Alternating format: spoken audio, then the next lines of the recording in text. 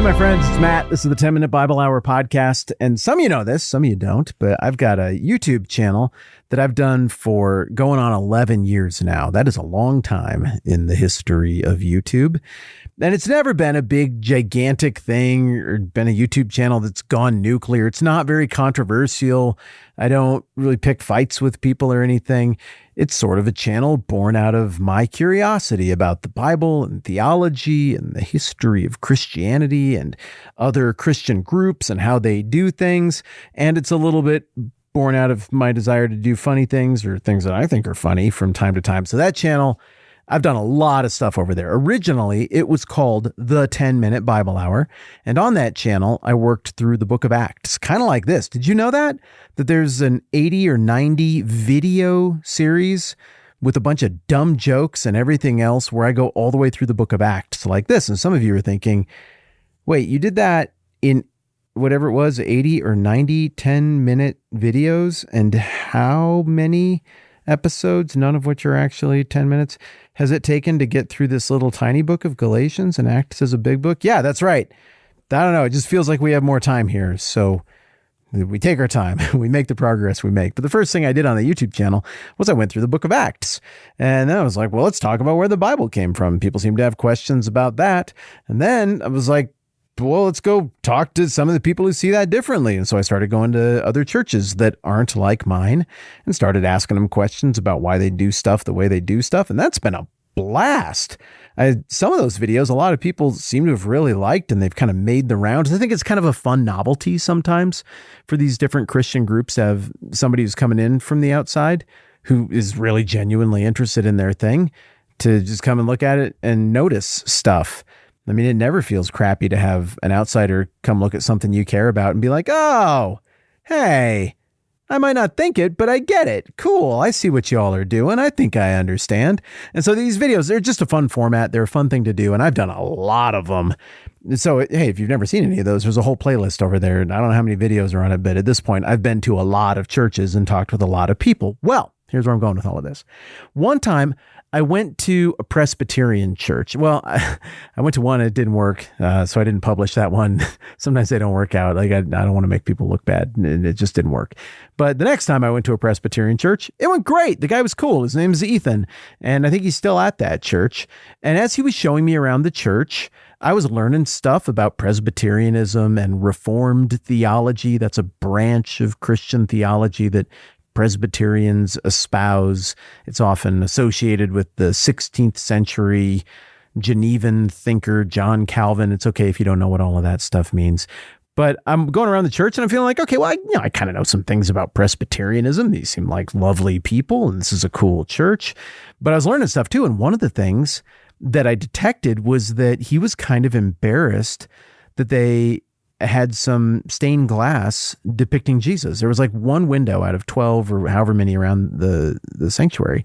And there was one there that had, I don't remember, like the crucifixion or something on it. Maybe another one that had Jesus and Pilate, or I don't remember. It doesn't matter. The point is Jesus was on there. And I couldn't understand why he was going to such lengths to explain to me, like, hey, we bought this building from other Christians, a different group. It didn't seem right to destroy stained glass, so we kept it. But, I know some people aren't going to like that. And I'm going, what people aren't? There's some fight here that I'm not aware of. And I just I can detect that there's tension, but I don't know what it is. And he explained to me that some Presbyterians, some Reformed theology types, they don't want any kind of depiction of Jesus or God.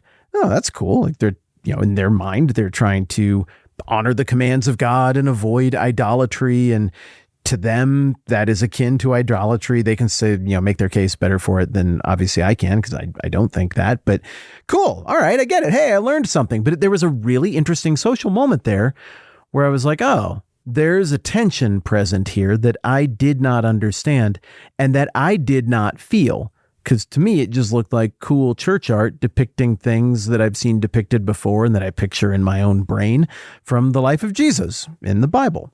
Well, likewise, sometimes when you're reading through the Bible, because of our conditioning or questions that have come up since the Bible was written, we can sort of inflict fights or points of tension on the text where I don't think there's actually that much tension. And I'm sure over the last few days, as we're here at the end of Galatians, there are some of you who are going, man, Matt, you're acting like there's real tension in this text here in Galatians between salvation by grace alone, through faith alone, through Christ alone, and doing good works. I'm sure there are a bunch of you who are like, Matt, you took 3 days on it. Clearly you imagine there's some kind of friction or tension here, but it just doesn't pop for me as I read through Galatians or the Bible.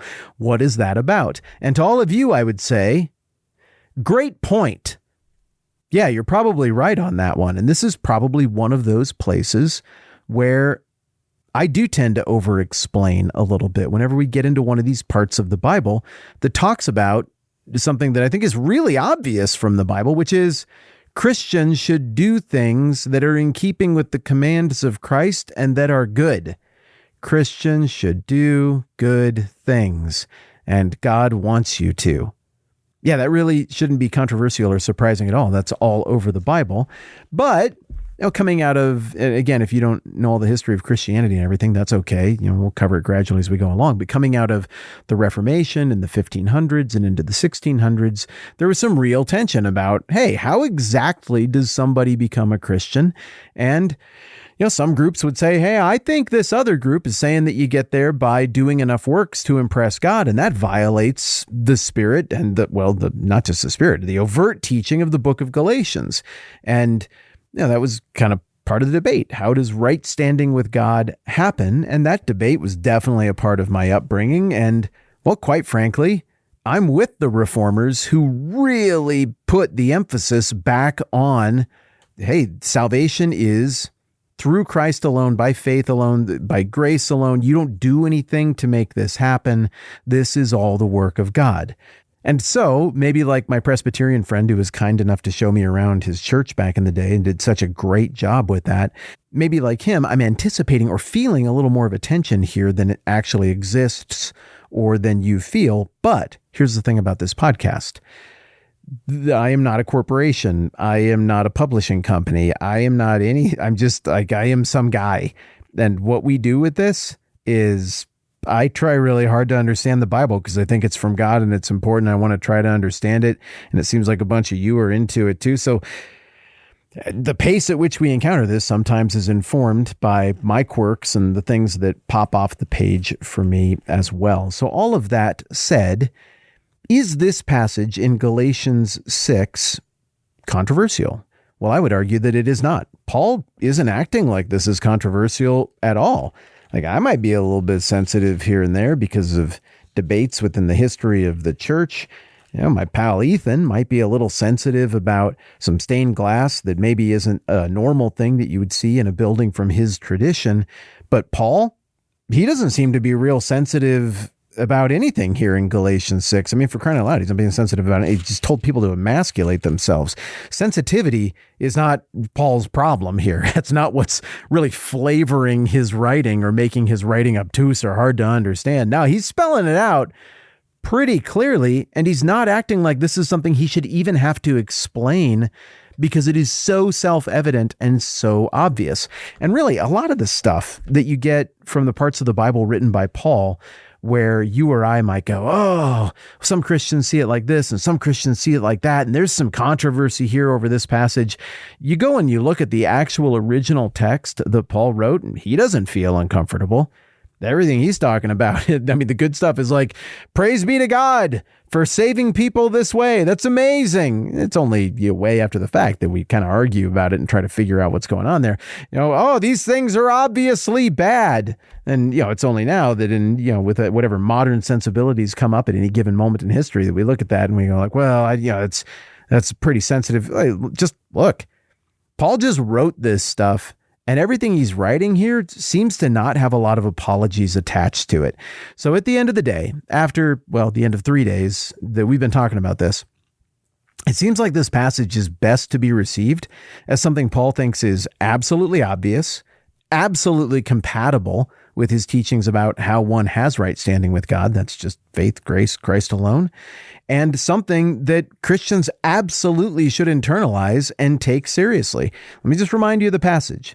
Don't be deceived. God can't be mocked. A man reaps what he sows. The one who sows to please his sinful nature, from that nature will reap destruction. The one who sows to please the Spirit, from the Spirit will reap eternal life. I don't hear any equivocating or like, oh, you're picking up on some undertone here. Like, he's just saying, you're Christians, you're a part of this other thing. You should live like it. You're not a part of this thing. You shouldn't live like that. Let's not become weary of doing good, for at the proper time we'll reap a harvest if we don't give up.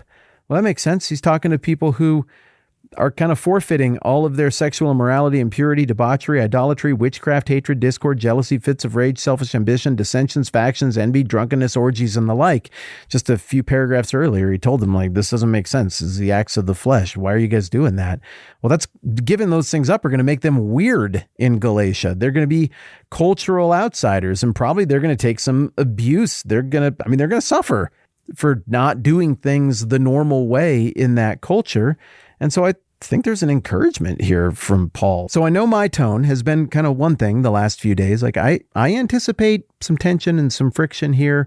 That said, I think we've had a pretty easy time sorting through it. But Paul's tone, even there, it's positive. It's forward-looking. It's an exhortation to something good. It's a, hey, guys, hang in. You're giving up things that are pretty normative in your culture. You're going to be outsiders. It might hurt to some degree, but there's this far greater thing that you're a part of, and this is far greater thing that is ahead.